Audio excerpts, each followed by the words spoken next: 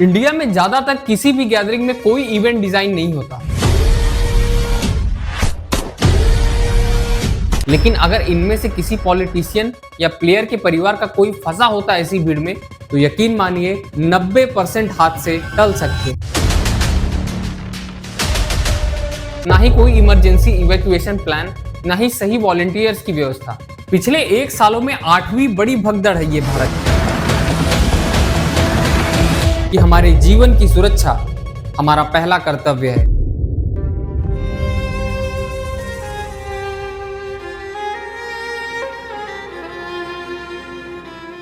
तीन जून को 18 साल के एक बड़े ही लंबे इंतजार के बाद आरसीबी फाइनली आईपीएल 2025 का खिताब अपने नाम कर लेता है।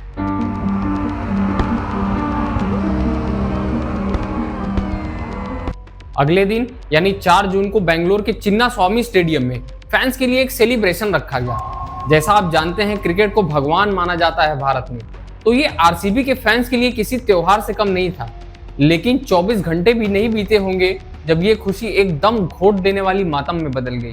आज की इस वीडियो में हम आपको 4 पॉइंट की मदद से समझाएंगे कि कैसे सिर्फ 1 साल में 8वीं बार स्टैम्पेड ने कई लोगों की जान ले ली, क्या वजह है इसके पीछे, और अपने ही देश के, अपने ही राज्य के लोगों को आखिर कैसे सरकारें मरने के लिए छोड़ दे रही हैं। 4 जून को आरसीबी की जीत के जश्न मनाने में सिद्धारमैया साहब और कर्नाटक की सरकार और प्रशासन इतने मग्न हो गए कि इतने बड़े इवेंट के मैनेजमेंट के बारे में सोचना और उसकी व्यवस्था करना ही भूल गए। चिन्ना स्वामी स्टेडियम की कैपेसिटी 35,000 की ऑडियंस की है। सीएम साहब खुद बता रहे हैं कि 2 से 3 लाख लोग आए थे, यानी लगभग 8 गुना ज्यादा।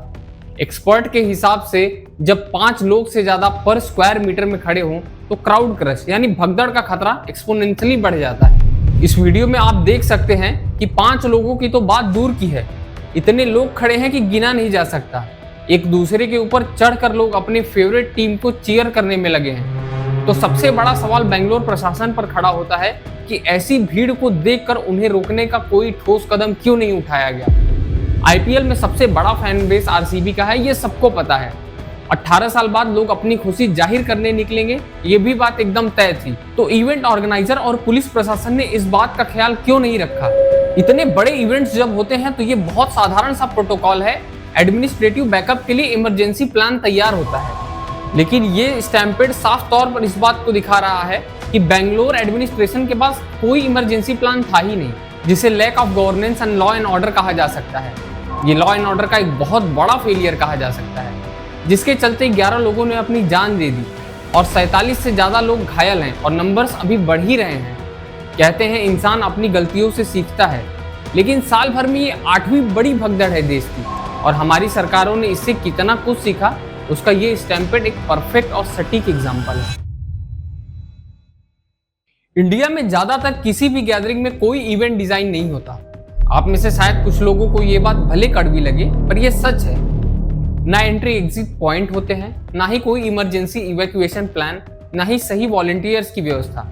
बेंगलुरु इंडिया की मेट्रो सिटीज में आने वाला एक जाना माना शहर है, जहां ड्रोन और एआई क्राउड मॉनिटरिंग सिस्टम का ना होना भी एक बड़ा सवाल खड़ा करता है। एक तरफ हमें बड़े बड़े वादे सुनने को मिलते हैं, लेकिन कहीं भी ऐसी छोटी और बेहद जरूरी चीज का जिक्र हमें देखने तक को नहीं मिलता। स्टैम्पेड होगा, कुछ मुआवजे देके न्यूज़पेपर फुटेज ले ली जाएगी, फिर एक जांच कमेटी बनाई जाएगी जो हुई गलतियों की एक रिपोर्ट फाइल कर देगा। लेकिन हैरानी की बात यह है कि उन रिपोर्ट्स को पढ़ने के लिए किसी के पास समय नहीं होता, ना ही ऑर्गेनाइजर को कोई दंड दिया जाएगा, और फिर दूसरी स्टैम्पेड होगी। ये साइकिल ऐसे ही चलता रहेगा। कुछ दिनों बाद लोग भूल के अपने रोज के कामों में लग जाते हैं। लेकिन ये एक ऐसी समस्या है जो कल आपके शहर में भी हो सकती है और आप भी उसमें फंस सकते हैं। तो अगली बार जब आपके यहाँ कोई वोट मांगने आए तो उनसे क्रिकेट टूर्नामेंट ऑर्गेनाइज करने के बजाय अपनी सुरक्षा से जुड़े सवाल जरूर पूछिएगा। भारत में इंसानों की जान कितनी सस्ती है, ये आज की घटना से साफ हो गया। दीवार के इस तरफ जहां लोग भगदड़ में मर रहे थे, दीवार के उस तरफ उसी समय एक सेलिब्रेशन चल रहा था। माननीय नेताजी स्टेट में लॉ एंड ऑर्डर सिचुएशन बनाए रखने की बजाय आईपीएल की ट्रॉफी उठाने का आनंद ले रहे थे।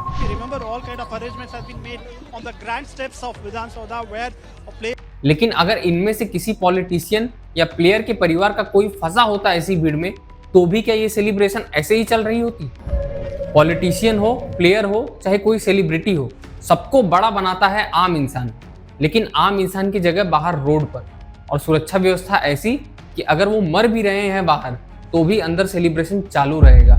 चाहे एम्बुलेंस आने में देर हो या पुलिस आप पर डंडे चलाए, चाहे भगदड़ में आपकी जान ही क्यों न चली जाए, आयोजकों को, सरकार को इससे कोई फर्क नहीं पड़ता। और लास्ट में क्लोजिंग स्टेटमेंट देने के लिए 10-10 लाख रुपए का एड और एक कभी खत्म न होने वाली जांच एक आम आदमी के हिस्से आती है। और एक और बात इससे साफ हो जाती है कि आईपीएल की ट्रॉफी 11 जिंदगियों से बढ़कर है। आज उन परिवारों पर क्या गुजरती होगी जिसने किसी अपने को खो दिया। लेकिन सरकार ने दे तो दिए 10 लाख, लेकिन इस 10 लाख से क्या उस आम आदमी की कभी कभी महसूस नहीं होगी, ये नहीं बताया सरकार ने। पिछले 1 सालों में 8वीं बड़ी भगदड़ है ये भारत की, और ये हमारे देश के लोगों का बिहेवियर दिखाने के लिए एक बहुत बड़ा नंबर है। जब कोई हादसा होता है हमारे दिमाग में यही आता है कि पुलिस क्या कर रही थी, सरकार ने इसे रोकने के लिए क्यों कुछ नहीं किया, स्टेज छोटा क्यों बना दिया गया, प्रशासन कहां सो गया था, जो कि पूरी तरह जायज सवाल है। लेकिन क्या हमने कभी एक सवाल खुद से पूछा, क्या हमने वो पेशेंस रखा जिसकी हमें जरूरत थी? क्या हम इस बात को समझ पाए कि आईपीएल का जश्न मनाना हो या कुंभ मेले का आयोजन हो, ये तभी खूबसूरत बनते हैं जब हम खुद को और दूसरे को इसमें सुरक्षित रखें। हजारों लोग वहां सिर्फ ये सोचकर पहुंच गए कि मुझे जाना है, मैं क्यों न देखूं अपनी फेवरेट टीम को। पर जरा सोचिए, क्या सभी ऐसा सोच रहे होते तो किसी भीड़ को संभाला जा सकता है? भीड़ चाहे लाखों की हो या करोड़ों की हो, अगर हर व्यक्ति यह ठान ले कि मैं धक्का नहीं दूंगा, मैं अफवाह नहीं फैलाऊंगा और मैं प्रशासन की मदद करूंगा, तो यकीन मानिए 90% हादसे टल सकते हैं। आज जो हुआ वो सिर्फ एक दुर्घटना नहीं बल्कि एक चेतावनी है। हमें जरूरत है कि हम सिर्फ सवाल न पूछें बल्कि अपने हिस्से की जिम्मेदारी भी निभाएं, क्योंकि हम भी व्यवस्था हैं, और अगर हम ही जिम्मेदार नहीं बनेंगे तो ऐसे हादसे अपने आप को फिर से दोहराते रहेंगे। तो हमें ये बात भी समझनी होगी कि हमारे जीवन की सुरक्षा हमारा पहला कर्तव्य है।